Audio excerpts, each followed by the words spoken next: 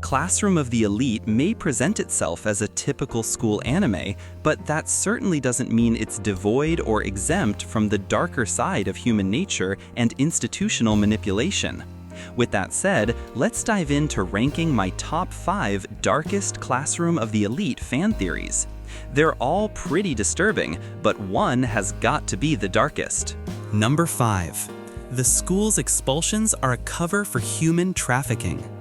The Advanced Nurturing High School in Classroom of the Elite is a crucible of competition, where students vie for points in a ruthless class hierarchy that determines their worth.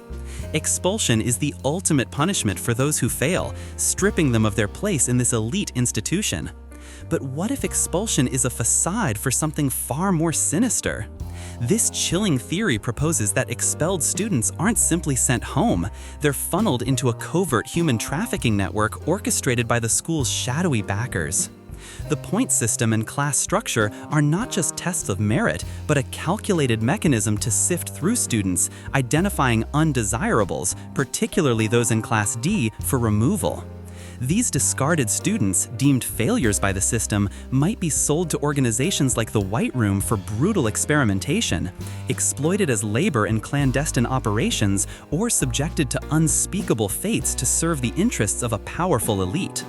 The school's secrecy, its isolation from the outside world, and the mysterious disappearance of expelled students like Haruki Yamauchi all point to a predatory machine that profits from its weakest links. The evidence for this theory is rooted in the school's opaque operations. In the light novels, we never see what happens to expelled students after they leave. No letters, no follow-ups, just a void of information. When Yamauchi is expelled in Volume 7, the administration offers vague assurances about his future, but no concrete details emerge. This lack of transparency is a red flag, suggesting the school is hiding something far darker than a simple return to normal life. The point system itself feels like a trap, designed to crush Class D students under impossible odds, as seen in the relentless special exams that exploit their weaknesses.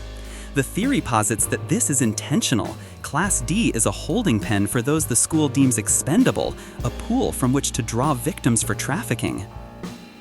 Ayanokoji's placement in Class D is no coincidence.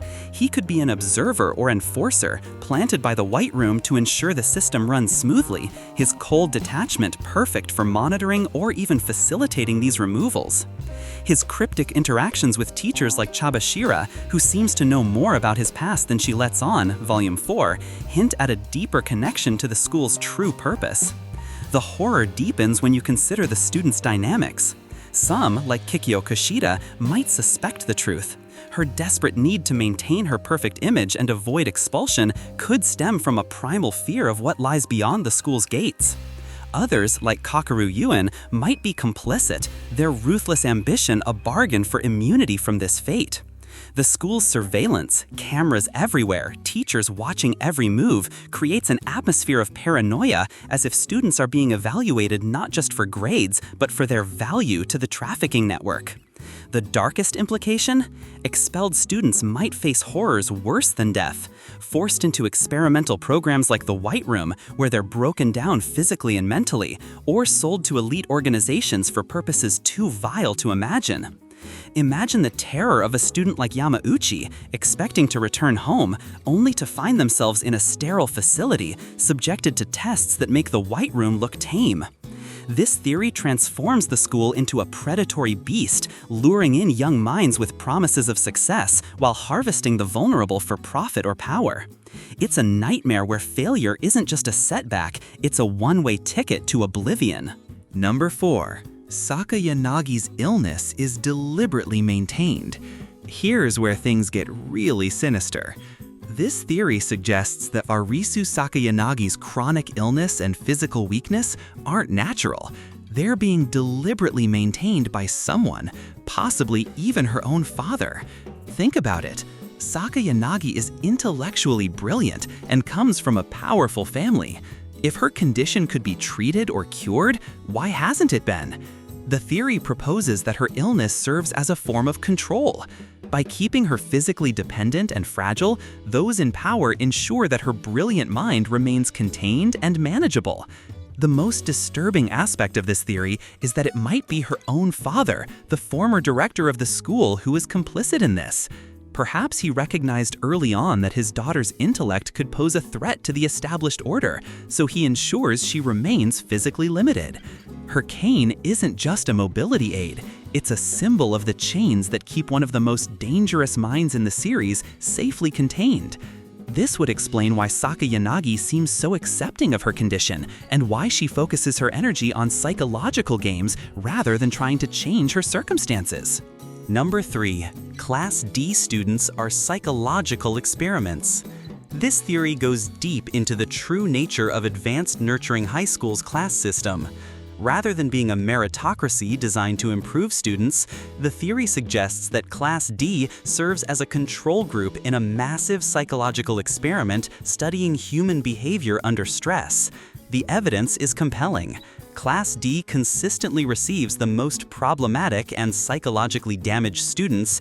They're given impossible tasks with severe consequences for failure, and their every move is monitored and recorded.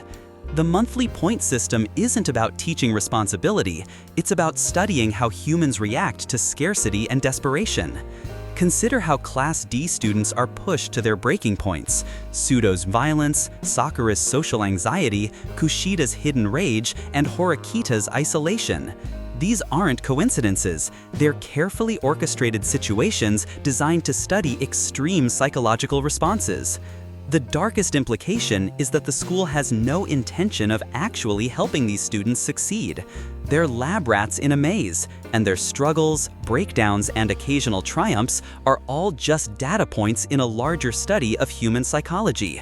The real question is, what happens to the failed subjects when the experiment is over? Number 2.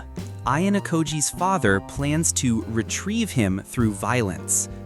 This theory centers on the ominous presence of Ayanokoji's father and his true intentions regarding his son's freedom at the school. While it appears that Ayanokoji has escaped the White Room's influence, the theory suggests that his father is simply allowing him a temporary illusion of normalcy before violently reclaiming him.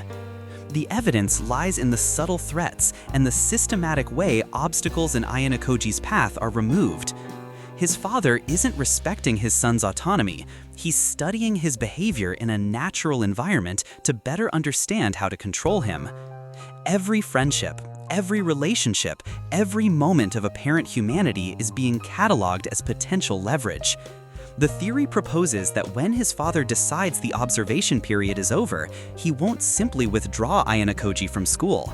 Instead, he'll orchestrate a traumatic event that destroys everything Ayanokoji has built: his friendships, his romantic connections, his sense of belonging. The goal isn't just to bring him back, it's to psychologically break him so completely that he'll never again believe he can escape or form genuine connections. This would explain why Ayanokoji maintains such emotional distance despite his apparent growth. Deep down, he knows that everything he's building is temporary, and that getting too attached will only make the inevitable destruction more painful. Number 1. The entire school is a training ground for a shadow government. Here's the darkest theory of all. Advanced Nurturing High School isn't preparing students for normal careers in Japanese society. Instead, it's a recruitment and training facility for a shadow organization that manipulates society from behind the scenes. Think about the school's resources, its isolation, its complex social experiments, and its connections to powerful figures in government and industry. The theory suggests that the school is identifying and shaping the next generation of shadow operatives, people who will go on to control politics, economics, and social structures from the shadows. Class A students become the public faces, politicians, CEOs, and other visible leaders who appear to make decisions but actually follow orders. Class B students become the coordinators and middle management who implement these decisions. Class C students become the enforcers and intelligence gatherers. And Class B?